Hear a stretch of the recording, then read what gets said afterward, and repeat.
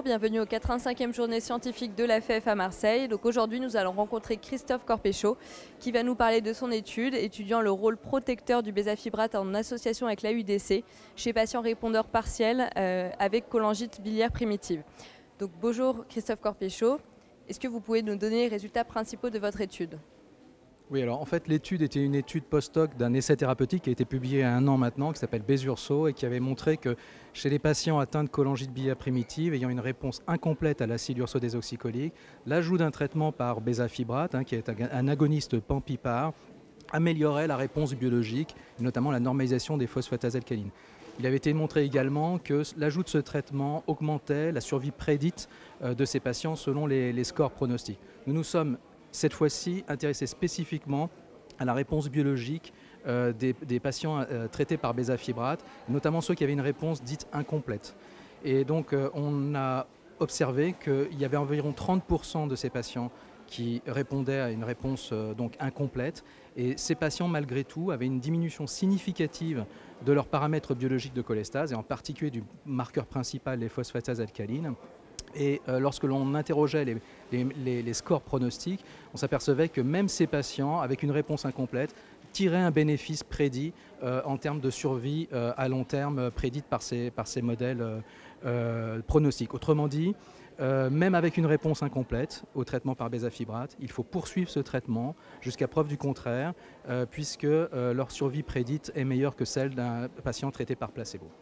Avez-vous observé plus d'effets indésirables dans le groupe traité par bézafibrate ? Alors oui, donc ça a été rapporté dans le New England Journal of Medicine, dans l'essai thérapeutique Princeps. Donc le profil de safety du bézafibrate n'était pas différent de celui qu'on connaît habituellement, prescrit depuis maintenant 30 ans pour des dyslipidémies. Donc on a observé effectivement des douleurs musculaires chez à peu près 20% des patients, mais la différence n'était pas significative avec le groupe AUDC. Et on a observé 2 à 3 cas d'augmentation à plus de 5 fois la normale des transaminases, dont il a été difficile de dire s'ils étaient imputés au bézafibrate. Dans le doute, au cours de cet essai, le traitement avait été arrêté.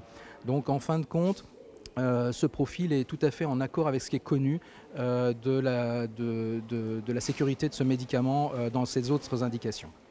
Existe-t-il des données permettant d'envisager une trithérapie chez les patients présentant une réponse partielle ? Alors c'est un vaste champ d'investigation, on ne sait pas. Il n'y a pas de définition actuellement de ce qui serait une bonne réponse thérapeutique biologique à un traitement de deuxième ligne, que ce soit l'acide obéticolique ou que ce soit le bézafibrate. Nous avons pris le parti de définir cette réponse biologique comme étant les critères de Paris 2, puisque ce sont les plus communément utilisés sous AUDC en France. Et donc nous sommes en train d'étudier actuellement toutes les associations de trithérapie, effectivement, chez les patients qui persistaient dans ces critères de mauvaise réponse Paris 2. Et qui ont été traités pendant au moins 3 mois par l'association acide urso-désoxycholique, acide obéticolique et un fibrate, qu'il soit le bézafibrate ou le phénofibrate. Est-il possible d'envisager la réponse au bézafibrate avant la période des 2 ans ? Pour l'étude en question, nous sommes basés sur les taux de réponse en fin d'étude. En fait, c'est assez frappant que l'effet biologique est obtenu dès 3 mois de traitement.